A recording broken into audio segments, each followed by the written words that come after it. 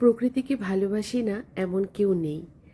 আর যদি আমরা প্রকৃতিকে সেভাবে নিজের মতো করে বাড়িতে সাজাতে চাই, সেভাবে গুছিয়ে, তাহলে কিন্তু অনেক আগে থেকেই মনে মনে ভাবতে হয়। কিছু না, একটু আধটু ভাবনা চিন্তাগুলো থাকলেই যথেষ্ট আমার মনে হয়। কেন, আমার ভাবনাগুলো কখন যে কোন দিকে কিভাবে কি হলো, সেটা আমি এখন যখন দেখতে পাই গাছগুলোকে, এই যে ফুল ফোটা, এইসব দেখার পরেই মনে পড়ে যে প্রথম থেকে কি কি ভেবেছিলাম। অ্যাকচুয়ালি এই বাড়ির অংশ এই বাগানটার না। বাগানটা সম্পূর্ণই আলাদা একটা জায়গা, খুবই নিচু একটা জলাজীর্ণ একটা জায়গা ছিল। সেখান থেকে ছোট্ট করে অনেক মাটি ছাই এইসব ফেলে এই যে বাগানটা দেখছো এটাকে করা, এবং একটু একটু করে করে গাছপালার গল্পগুলো রাখা। প্রত্যেকটা গাছকে আমি যদি আলাদা করে করে বলতে যাই, সব গাছেরই কিছু না কিছু গল্প আছে এই বাগানের। কিন্তু আজকে শুধু ওভারঅল তোমাদের সবটা একটু একটু করে দেখাচ্ছি। কেন, এর আগেও আমি এত ডিটেলসে কিছুই দেখাইনি এই বাগানের গল্প। যেহেতু বললাম নিচে এখন একটু বেশি থাকা হয়, তাই এই বাগানেই আমার ঘুরে ঘুরে যাওয়া। আর এখানে দেখো কিছু এমন গাছ আছে যেগুলো একেবারেই নতুন নিয়ে আসা, আর নতুন করে পাতা ছাড়ছে, কেউ কেউ পাতা ছেড়ে দিচ্ছে। বুঝতে পারছি না যে গাছগুলো বাঁচবে কিনা, কিন্তু তারপরেও চেষ্টা থাকে, একটু অপেক্ষায় থাকি। আর এই যে ফক্সটেল নিকোস্টাইল, এর পরবর্তীকালে তোমরা দেখবে গাছটা শুকিয়ে গেছে ফুলটা, কিন্তু গাছটা ঠিকঠাক আছে। এই বৃষ্টির জলে আরও বেড়ে যাচ্ছে। আসামের রাজ্য ফুল কপৌ ফুল, যে ফুলটা অনেক বড় বড় পুরনো গাছেও আমরা দেখতে পাই। বিশেষ করে মুর্শিদাবাদ গিয়েও দেখলাম প্রচুর এই ফুল। তারপরেও একটা আলাদা সৌন্দর্য আছে। চলো, এরপর আমার এই বাগানের একটু একটু কিছু গল্প তোমাদের সাথে একদমই নিজের মতো করে গুছিয়ে বলতে থাকি। আর তোমরা ভালো লাগলে অবশ্যই দেখো। নমস্কার। আসলে কোথা থেকে শুরু করব ঠিক করে উঠতে পারছি না। এত বেশি বেশি গল্প এই বাগানে রয়েছে। কেন, পুরনো সব গাছ নতুন আরও কিছু নিয়ে আসা এবং তাদের কেয়ার, ছোট্ট ছোট্ট করে। যদি কিছু তোমাদের জানার থাকে অবশ্যই আমাকে কমেন্টস করে জানিও, তাহলে আমারও সুবিধা হবে বুঝতে যে কার কি কাজে লাগবে। অ্যাকচুয়ালি আমি তো শখের বাগানি, একেবারেই শখের বশে। এই দেখো একটা নতুন ধরনের বাঁশ, একটা নতুন ধরনের টেরেনিয়াম, মানে ভেরিকেটেড পাতা ছেড়েছে। আমি শুনেছি এই গাছটা খুব দেরি করে স্লো এর গ্রোয়িং পিরিয়ড, কিন্তু আমি দেখছি গাছটা লাগানোর মোটামুটি 2 মাসের মধ্যেই পাতা ছেড়ে দিয়েছে। আরও কিছু গল্প আছে, বিশেষ করে এই যে স্বর্ণ চাপা সাদা রঙের, তার প্রচুর পরিমাণে ফুল সারা বছর ফুটতে থাকে। অনেকটা পুরনো গাছ, অনেক পুরনো দিনের। আর এই কপৌ ফুল আমি কিছুটা ক্লিপ তোমাদের লাস্টে দিয়ে দেব। আসাম রাজ্যের ফক্সটেল, এটাও খুব সুন্দর একটা দেশি অর্কিড। এই যে ফুলের সাইজগুলো দেখো, বিশাল বড় পেটালগুলো, যার জন্য এই ফুলটা গাছটা থেকে প্রচুর গন্ধ আসে। সারা দিনই, সারা রাতে তো আরও বেশি প্রচুর পরিমাণে ফোটে। খুব সুন্দর স্বর্ণচাপা। যদিও আমি শুনেছি যে যেটা একটা গোল্ডেন কালারের আছে স্বর্ণচাপা, তার স্মেলটা বেশি। কিন্তু সেই গাছটা দুটো এনে লাগিয়েছিলাম, একটা একটু দূরে লাগিয়েছি, সেই গাছটা আছে, কিন্তু বাড়ির গাছটা এখানে লাগিয়েছিলাম। জানি না এই টবটার কি প্রবলেম, এখানে কোনো গাছ লাগালেই হয় না। এই একটা হয়ার চারা করছি, পিউবিকেলাক্স। এখানেও একটা গাছ রয়েছে, একটা নতুন নতুন, এখনও ফুল আসেনি। জানি না ফুল আসে কিনা, হয়তো আমি দেখতেও পাই না। আর এই সব গাছগুলো তো আমার পুরনো রঙ্গন, একেবারে সুন্দর একটা মিষ্টি কালার, সারা বছরই কিছু না কিছু ফুল থাকে। আর এবার চলো এপাশ দিয়ে যাই আমার আসল বাগানে।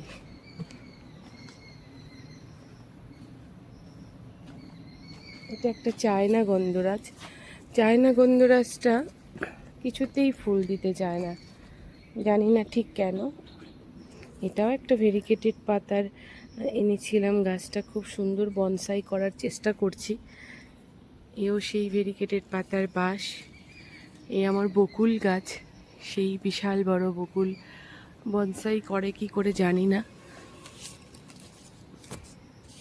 ভাবছি এবার হয়তো ফুল আসবে। এখানে আছে ক্যামেলিয়া, জানি না বাঁচাতে পারবো কি না, কিন্তু বেঁচে গেছে। ফুল ফোটাতে পারবো কি না সেটাই হলো চ্যালেঞ্জ। এখানে কিছু নতুন গাছ, এবার এই রকমই ছোট ছোট গাছ আমি যা দেখবে সব বাগানে এনে তারপরে তাদেরকে কেয়ার করে এইভাবে রেখে দিয়ে করেছি। এই গাছটাও রাজস্থান থেকে এনেছিলাম, কোনো দিন হয়তো রাজস্থানের ভিডিওতে দেখতেও পাবে। মানে অতি কষ্টে রাজস্থান থেকে আমি কিছু গাছ এনেছিলাম, সেই গাছ নিয়ে অনেক মজাও করেছি, একটু হাসাহাসি ছিল গল্প। কেন এভাবে কেউ গাছ আনতে পারে সেটা কেউ ভাবতেও পারে না। ওই যে মাত্রাতিরিক্ত যখন ইচ্ছে কাজ করে তখন এই ধরনেরই কিছু গল্প হয়। এটাও একটা নতুন গাছ, একেবারেই নতুন কিছু। একটা শুধু নাম বলতে পারি, উইস্টেরিয়া। জানি না বাঁচাতে পারবো কি না। এইগুলো তো, এই ভুটানি টগরটা আমার ছিল, নষ্ট হয়ে গেছে, তাই আবার নিয়ে আসা। এটাও রাজবেলি। এখানে দেখো কিছু গাছ এভাবে রেখেছি, জানি না পাতা ছাড়বে কি না। এটা হলো সাদা ফুরুষ। টেস্ট ঠিক তোমাদেরকে দিতে পারছি না, কিন্তু গোলমরিচের সাইজগুলো দেখো, অনেক দিন ধরে ফুটছে, মানে হচ্ছে অনেকগুলো হয়েছে, অনেকগুলো হয়েছে, খুব সুন্দর, একেবারে একটা দারুণ ঝাঁঝালো। মোটামুটি 10টা যদি গোলমরিচ এখান থেকে নিয়ে কিছু রান্না করা যায়, মানে 1 কেজি ওজনের, আর কিছু ঝাল প্রয়োজন নেই, এতটা ঝাল।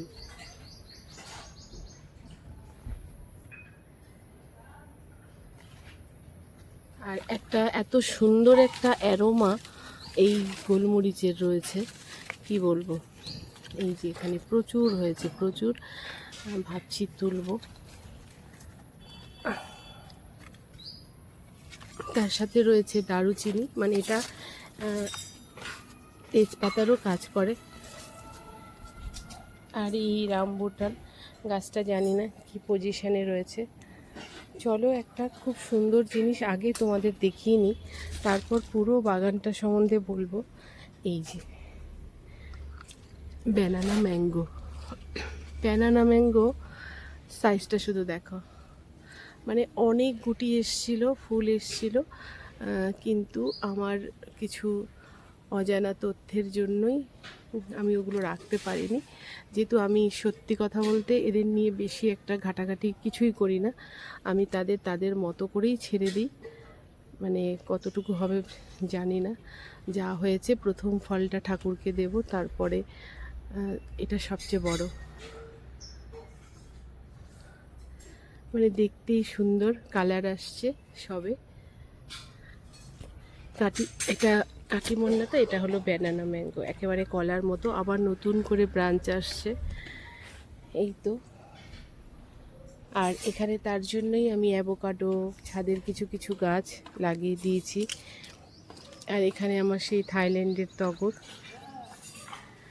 বিশাল লম্বা সাইজের। ওখানে রয়েছে কিছু ক্রোসানরা, মানে রেড, অরেঞ্জ, সাদা। এখানে এই গাছগুলো আমি এনেছিলাম হরিয়ানা থেকে। ফুল এখনও ফোটেনি, দেখি কি ধরনের ফুল ফোটে। এইখানে আমি বাইয়ে দিয়েছি, লতানো গাছ যেহেতু। প্রচুর এবার লেবুতে ফুল এসেছিল, কিন্তু ফুলগুলো ঠিক আমি ধরে রাখতে পারিনি। আর গোলাপ তো এখন ভীষণভাবেই একটা কষ্টে আছে, এই সময় গোলাপে কোনো ফুল থাকে না। আর এটা দেখো জাকারান্ডা, জাকারান্ডা হলো নীল কৃষ্ণচূড়া।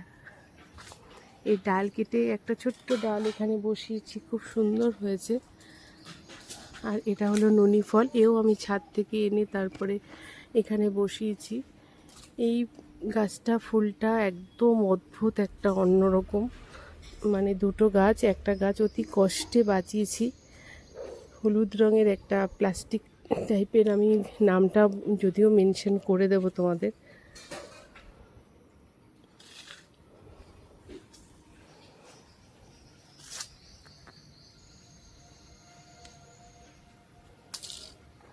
এখানেও কিছু গাছ যেগুলো বাইরের থেকে আনা।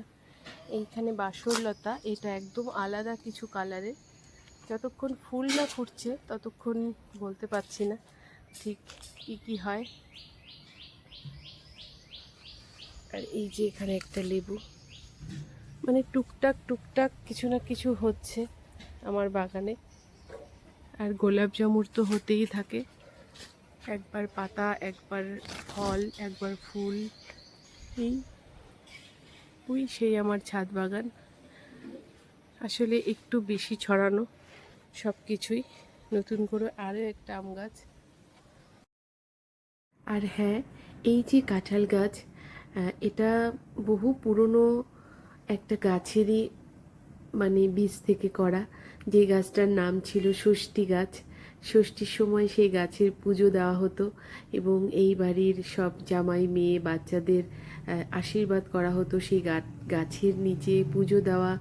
এবং সেই গাছের কাঁঠাল খুবই প্রসিদ্ধ ছিল। এবং জানি না কোনো কারণে আমি হয়তো সেই গাছের বীজ ফেলে রেখেছিলাম এবং সেই গাছটা কাটা পড়ে বাড়ি করতে গিয়ে, যার জন্য এই গাছটার নাম এখনও সেই ষষ্ঠী গাছ। আর প্রত্যেক বছর প্রচুর ফল, ছোট্ট গাছ, কিন্তু তার ফল দেওয়ার কোনো বিরতি নেই।